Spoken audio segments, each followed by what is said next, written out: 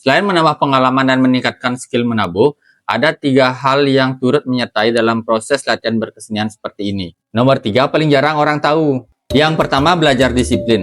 Ya, disiplin sih sudah pasti ya. Saya kira banyak hal dalam hidup ini kalau tanpa disiplin ya tidak akan menjadi apa-apa. Disiplin dalam proses latihan sangat menentukan maksimal atau tidak maksimalnya suatu karya seni ini dipertunjukkan. Baik disiplin waktu, sungguh-sungguh dalam latihan. Yang saya alami selama ini dalam proses latihan berkesenian, memang disiplin waktu lah yang paling susah untuk diterapkan. Janji latihan jam 6, bisa jam 7 baru mulai, bahkan jam 8 pun bisa. Yang kedua, komitmen.